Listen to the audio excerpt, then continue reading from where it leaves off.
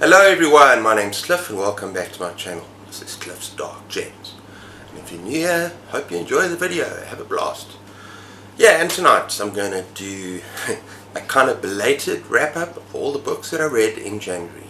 So stay tuned.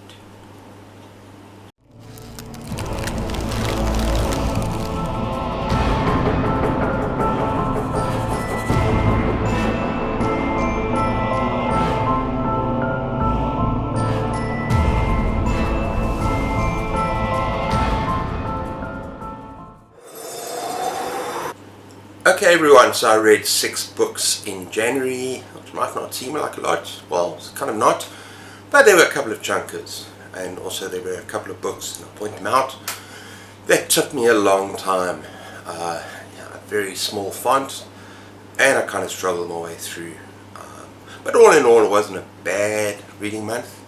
Out of the 6, 4 of them were 4 stars or above, so 1 5-star read, so I'm quite happy about that. And you might notice that I'm wearing red. Is this for blood or for Valentine's? Because I'm going to be doing a video soon, kind of a Valentine's special, Clippy style. And there are not going to be any roses or chocolates or champagne. Sorry. Maybe not. Okay everyone, so these are my 6 books from my least favourite to my favourite.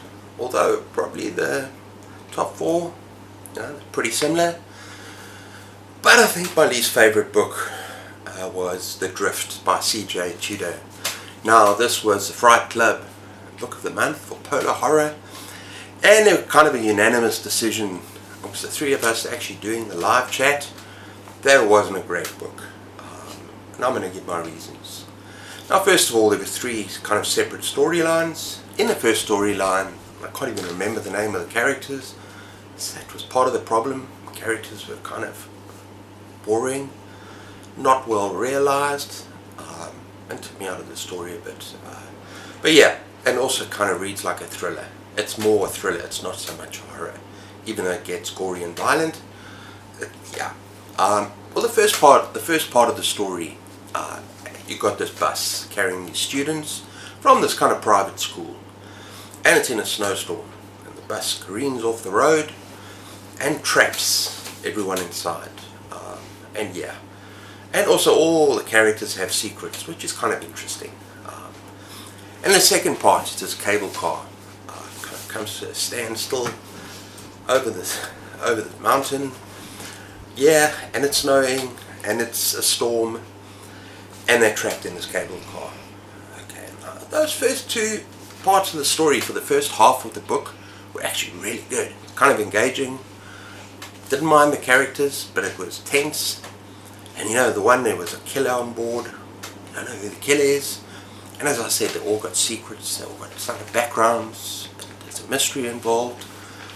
And then it came to the third thread, which is basically these characters in this place called, what was it called? A resort known as The Retreat. Now, it's important to note that there is kind of an apocalypse going on. There's a virus, pretty much similar to, COVID-19 kind of thing, but a lot worse. The world has been wiped out, and this retreat is, with all these people, and I just found the characters freaking annoying, unlikable, and the power kept going off, and there's sort of secrets, there's creatures down at the bottom that they're keeping locked up, and there's all sorts of mystery and intrigue in this book, but I couldn't care less really, especially from the halfway point onwards. And all these threads, these 3 separate threads, were supposed to tie together, and I kept expecting something to happen with the first 2 stories, somebody to get out of this kind of locked room syndrome thing, this locked room, with the bus and with the cable car, and just for characters to meet and something to happen. And it's supposed to be really clever, the ending. I'm not going to give it away, but by that stage I was just like, oh no. And I also have to say that the ending of the book let me down big time. It's just guns blazing. I'm not going to say anything more because actually everything was said during this video. so you need to watch the video. I think it was on Kritz's channel, and yeah, just check that out. I'll link it below. That is Adrift by C.J. Tudor. Okay, next up, and there's another 3-star, and to be honest, the Drift could have been a 2.5-star, maybe even a 2-star, but this was definitely a 3-star, and that is The Sleepless by Graham Masterton. Now, I have to say, I love Graham Masterton. I've enjoyed pretty much everything he's written, but this is my least favorite, and I'll tell you why. Once again, it reads more like a crime thriller, kind of suspense, action thing, with too much going on than an actual horror. What I like about Graham Masterton are the chills, the hauntings, the scent of real horror. There was just too much going on. And it starts with a plane crash. It's important, official, going to be someone very important in America. Let's not go there. And then what happens is the plane crash, and there's conspiracy, and there's government kind of cover up, because the guy that's supposed to be investigating, a person who for insurance investigation tries to uncover the truth, but it's all covered up by the government, by seemingly everyone. And there's just a lot going on in this book. You know, there's kind of a police battle with this neighborhood because of a botched drug thing. And a child gets killed, and it's too many threads to the story. Not streamlined enough, and it was kind of a bit of a chore to get through. And another reason it was a chore, if you look at this font, this is small font, a very tiny font, and it's 500 pages, so it's actually quite a chunker. Maybe it doesn't look it, but it is. And yeah, okay, one part I did like is the baddies. The sleepless are these men, these characters. I'm not going to tell you who they are, but yeah, they are kind of all white, and they've got these red eyes, and they've been around for a long, long, long time, and they commit these atrocities on people. And that's another thing. This book is frickin' violent and graphic, bordering splatterpunk at times, and so if that turns you off, don't read this. But it almost felt like just too much. I wanted to get to the end, and the ending was a disappointment as well, because it's a big baddie. I wanted to know more about him. The story just ended it was a bit of a flop. I didn't enjoy it. So yeah, it's not the worst book I've ever read. I wanted to find out what was going to happen, but yeah, The Sleepless by Graham Masterton. Okay, now we're moving into 4-star territory. And the first book is The Sea Was a Fair Master by Calvin Lemmer. Now this is the last of the 4 books that he gifted me. He's a South African author, and he's excellent. And all his other books have been short stories. This is a collection of flash fiction, so ranging from maybe 2 pages to 6-7 pages maximum. And I really enjoyed it, even though it was a mixed bag. And I said this in a previous video, I gave you some of my favorites. I thought I'd give you some more here as well. And yeah, it really does draw you into these stories. The first one is called The One. And it's a gruesome tale of what this one man would do for love, to propose with the ring to his loved one. If I go any more than that, I'm going to give away the story. And then we got Voodoo Child, where we got this young girl, this daughter, and it's in the evening and she's working on a doll. The dad says, "What are you doing, child?" "I'm building a voodoo doll." She watched a program on TV, so she's making a voodoo doll. She has to break up her other toys and make a doll. And of course the dad is skeptical, doesn't believe. But when she goes to bed, the doll is sitting there. So he picks it up, just wants to test a few things. Okay, I'll stop there. And then the third one, Letting the Dead Grow. And yeah, this cop is called one night, Halloween night, and he's called off to the cemetery because there's some problems happening there, something going on there. And it's, yeah, he finds out that the caretaker of the cemetery is up to no good. He's misbehaving. He's not doing stuff. And I can't really say more than that. Sorry, letting the dead grow. But yeah, it's a fun collection. Got a lovely cover. I had fun with most of the stories here, considering they were so short. I don't know. I prefer short stories, to be honest. But this was still 4 stars. God damn it. Okay, the next 4-star book is Cannibal Creator by Chad Lutsky. Just a reminder, I had him on my channel recently. And it was such an awesome experience, having one of my favorite authors. And yeah, I'm going to link the video. But just be warned, the first hour is me. I got the time wrong. At 8 o'clock, makes it difficult when you're living in South Africa and it's 8, 9, 10 hours time difference. But I did a good job, I think, of keeping everyone entertained. No preparation whatsoever, answering questions, talking about the lighting, and talking about my hairstyle, and just stuff. So what I say on this video, if you want to watch it, if you want to watch for Chad, just skip an hour and check what he has to say. It was fantastic. He's such an amazing author, amazing human being, and I really had a great chat with him. So yeah, but let's get back to this book. And it's 2 families. It's these 2 collaborating authors that take their families on a holiday to Barbados, and they take a flight, kind of one of those small planes, and the pilot has a stroke and they crash on this island that seems uninhabited, but actually there's cannibals.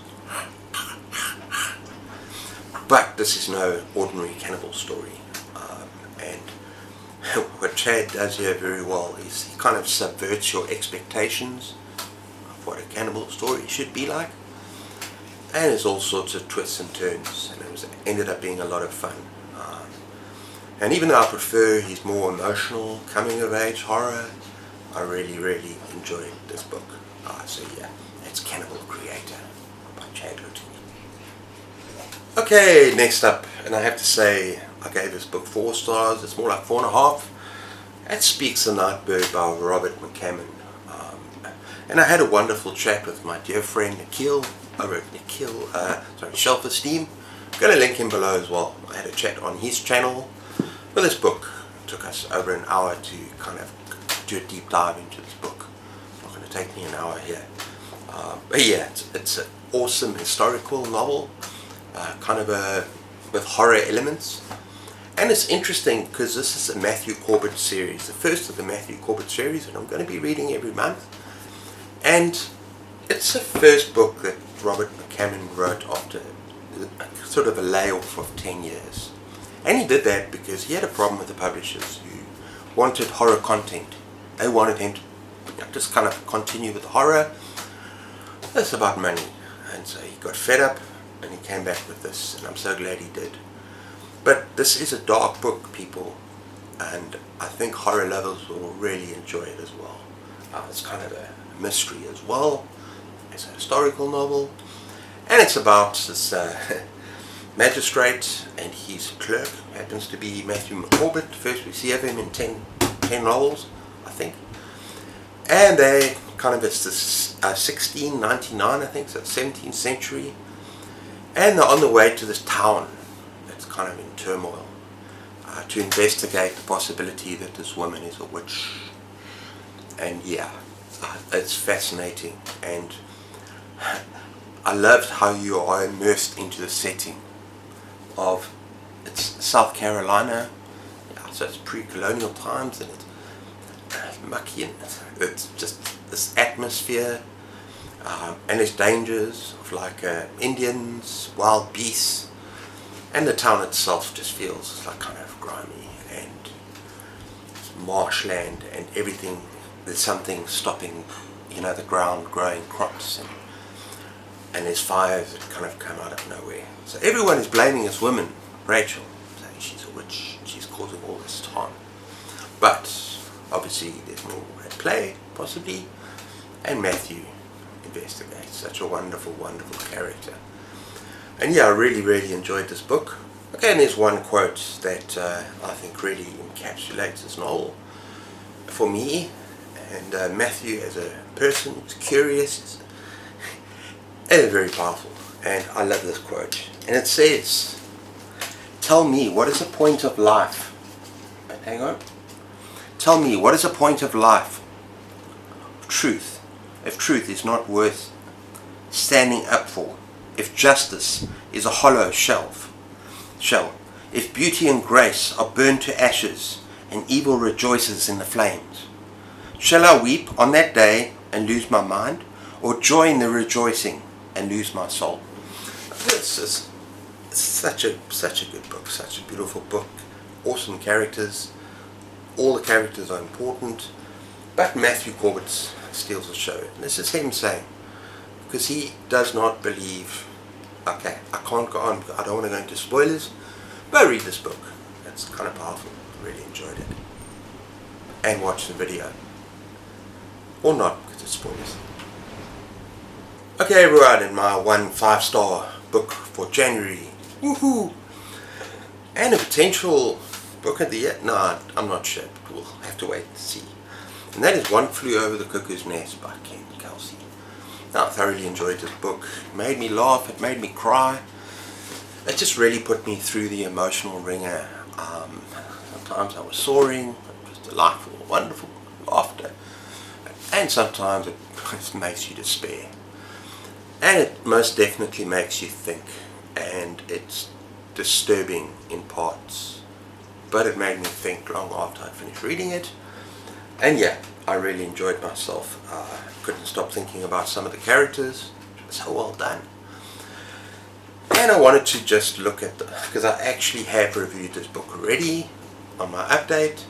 I wanted to look at the title, One Flew Over the Cuckoo's Nest. In case you don't know what that means, the Cuckoo's Nest is like a mental institution where patients, inmates, call them what you will, are being held there, and being looked after in this institution. Cuckoos, because they're crazy, they're mad. But the problem is they're not meant to really get better. Not really. They're meant to conform and make sure that the nurse, Ratchet, who rules the institute, this guy comes into with an iron fist. She's cruel, she's manipulative, and her technique will just be to give you another pill just to calm you down if you kind of break out of the mold. Alright? Or there's also electrotherapy. That's a bit of shock just to get you sorted out. And in walks this guy, I can't even remember his name now, McMurphy, kind of half Irish, feels like he's Irish, and he's fighting and he's loud talking and he's rebellious, and he just throws things around a little bit. He kind of shakes things up a bit, and he kind of has a bit of a face-off with this nurse. And this idea of this rebellion individual facing off against this authoritarian figure, control, conformity. It's a fascinating story. And it's also, so he's the one that flew over the cuckoo's nest, apparently. Now, then you got the narrator. And in the movie, the narrator is this huge, apparently deaf and dumb Native American man. He's massive.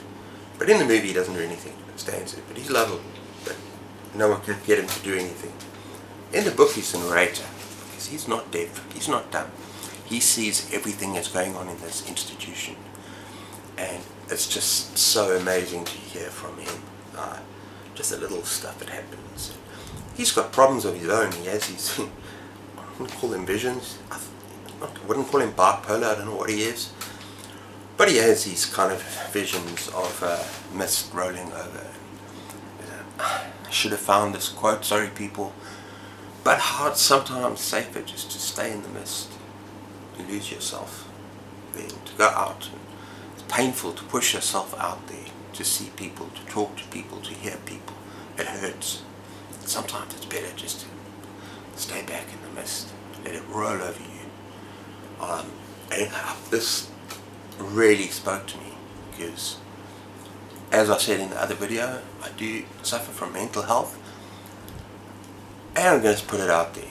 I've actually been once or twice into a situation like this where I lost it, And so kind of really this book spoke to me on a number of different levels. Very powerful, it's very moving. I'm not going to give any spoilers away. It'll put you through the ringer. It'll really make you feel, it'll make you think, it'll make you feel. That's all we can ask from our books, eh? Yeah. One Flew Over the Cuckoo's Nest. Okay everyone, before we go I just want to talk about some future channel plans. Just kind of in the next week there's 2 videos that I really want to release. Happy Valentine's Day people, horror style, right? That's going to be one of them. Yeah, don't expect red roses and hugs from me. It's going to be something a bit darker. And then I'm going to do another video where I'm talking about the books that I'm reading right now, because I'm busy with a really good book, also a chunker, and I finished a book that could possibly be the most disturbing and yet beautifully written, engaging book that I've ever read. Some of you might know, mention it on Discord, but yeah, it's seriously vicious and brutal, but we'll get there when we get there. So yeah, let me know if you read any of these books. What are your thoughts on them? Oh, and yeah, take care of yourselves until next time.